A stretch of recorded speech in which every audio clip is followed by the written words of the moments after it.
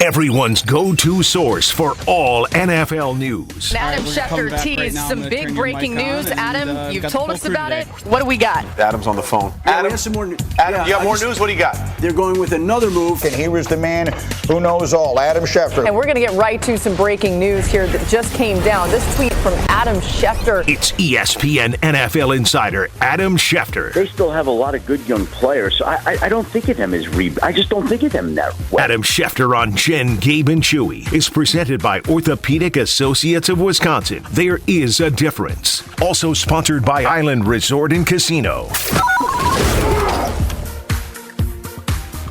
1 week into the season, and we already have so many things to talk to Adam Schefter about. Good morning, Adam. How are you doing today? Good morning, Jen, Gabe, and Chewy. How's everybody doing? We're doing good. All right. I'm hearing that we can see you on the stream as well. So if you want to see Adam Schefter this morning on Jen, Gabe, and Chewy, you can watch it on YouTube or on our Jen, Gabe, and Chewy Twitter account. Adam, like I said, a lot to get to this morning. First of all, what are you hearing about the backup quarterbacks in New York? Obviously, as we learned Monday that Aaron Rodgers would be out. Tuesday, I suppose we learned that he'd be out for the rest of the season with that Achilles injury. Well, let me say this, that it's a situation where I live in New York, so I had all these Jet fans texting me, what are we doing at quarterback? Let's trade for Kirk Cousins. Let's go get, whoever it is. Like, here's the deal. I don't care who they bring in. It doesn't really matter. They're going to bring up another guy to round out the room, but they are riding Zach Wilson. That's their guy. They're not trading for some quarterback who's going to come in and lead them to the promised land. They're not banking their hopes on some quarterback who's on the street on September 13th. This is Zach Wilson's team. They went all in on Aaron Rodgers. His Achilles ruptured remarkably. It was incredible being there and just seeing the emotions of that night where he runs that onto the field holding an American flag. The place is all green and white. I mean, it was one of the more electric moments you could remember in recent history at a football game. And then within minutes, that's it. He's done for the year without ever completing a pass for the New York Jets. I mean, it was incredible. And they went all in on him. And now he's out for the year. And so it's Zach Wilson. They'll add another quarterback. They will. But that's not the guy that they're pinning their hopes to. Adam, were the Jets a little negligent in the way they put this whole line together? Because it was no secret that was going to be the question. And I remember going back to playing with Brett, our O-line coach would always yell at the younger guys and say, we got a 50-cent safe protecting $20 million. Is that kind of the case in this instance? You know what? There were people right away that called out the protection scheme of the Jets that night and the way that the offensive linemen were blocked. I got a text from a GM right away, like as soon as it happened. And he said, what kind of protection were they calling on the last two plays Rodgers was in? The right tackle cut the edge rusher on the next play. Now Rodgers is out. Wow. And so I think that was the situation where they questioned that. And Aaron held on to the ball for whatever reason. I don't know. He's getting acclimated. He's getting adjusted. Like on the play he got hurt, Garrett Wilson was open underneath. He was right there. You just dump it down.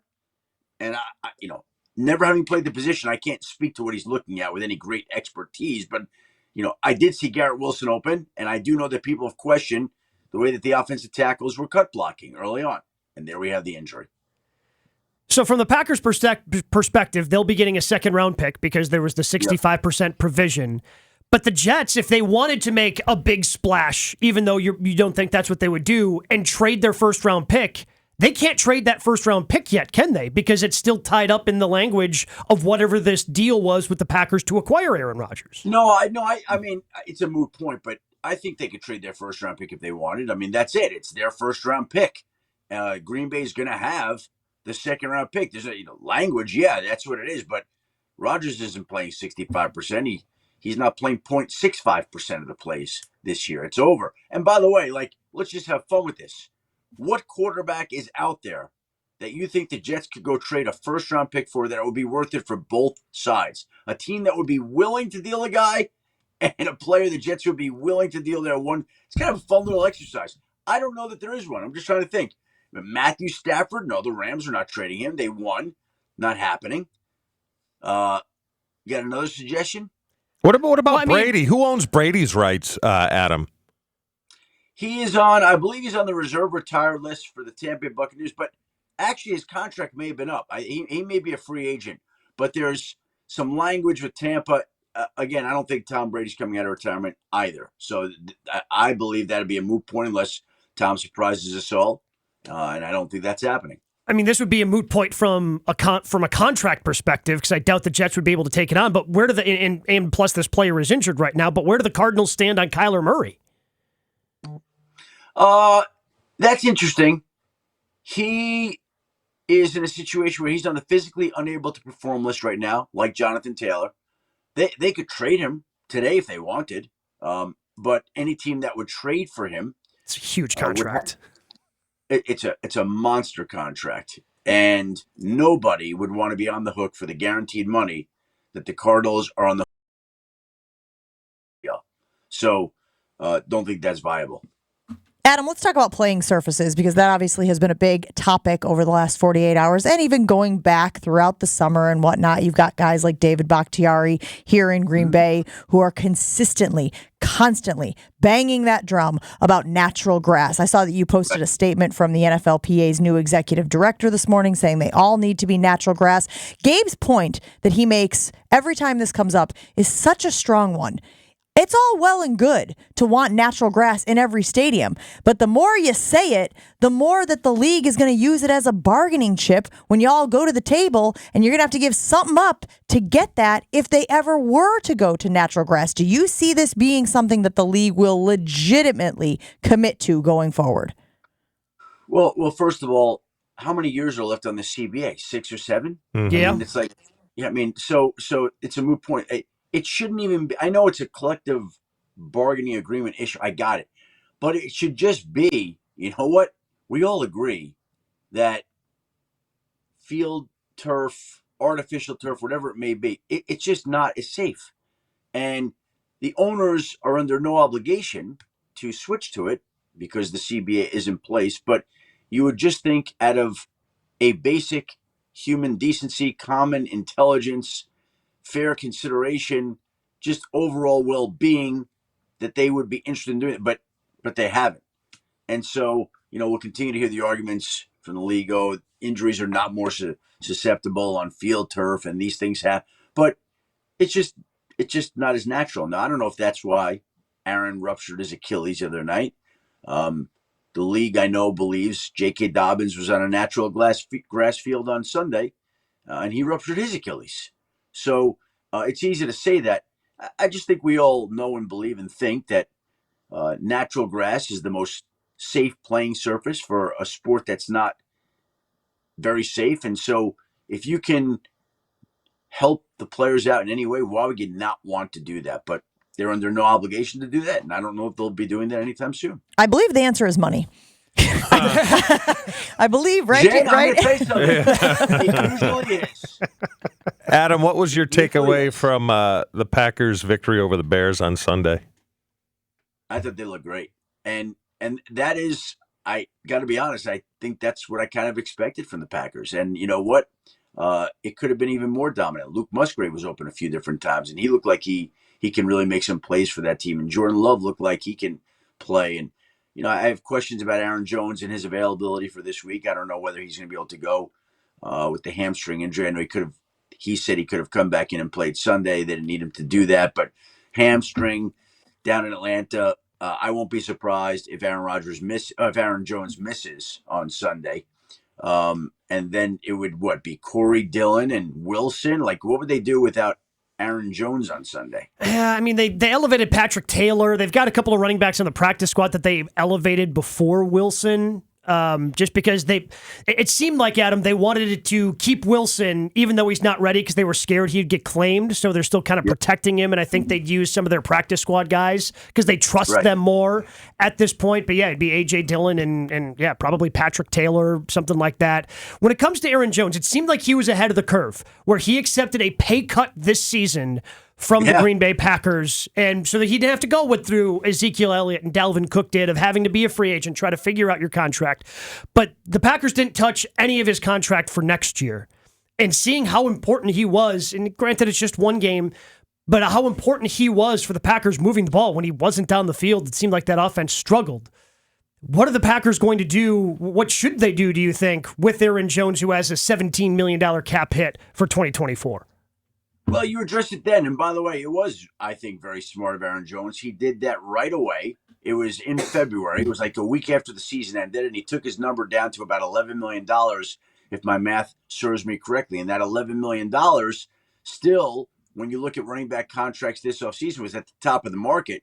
So he was ahead of it. And he did make a smart move. And you know what? Both sides will see where he and they are at after the season and make a decision about what they want to do. Now, the upcoming free agent running back class should be rather loaded, I would think. Josh Jacobs is scheduled to be a free agent. Saquon Barkley is scheduled to be a free agent. Tony Pollard is scheduled to be a free agent. Jonathan Taylor is scheduled to be a free agent. That's a lot of running backs out there. And so maybe they want to find a compromise to bring his number down, or maybe they want to extend it out.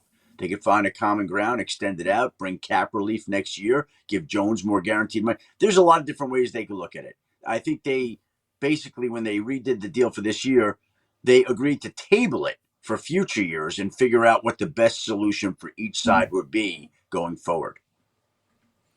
Adam, before I got on the show this morning, I was stuck in a traffic jam, as is, occasionally happens. Always fun. Always great. Apparently nobody was hurt. It was what'd they say, a semi that fuel was leaking out onto the road, so they had to get that cleaned up. But nobody was hurt, so we always appreciate that development. What would you rather have, hearing aids or glasses? Apparently these knuckleheads were debating what was the most important of the senses. We power rank the senses, yes. I mean, we definitely eventually got to power ranking the senses. Because Chewy's got it. Well, I'm 54, Adam, and my wife wants me to get both glasses and hearing aids. I said, I'll get one. I'm not getting both.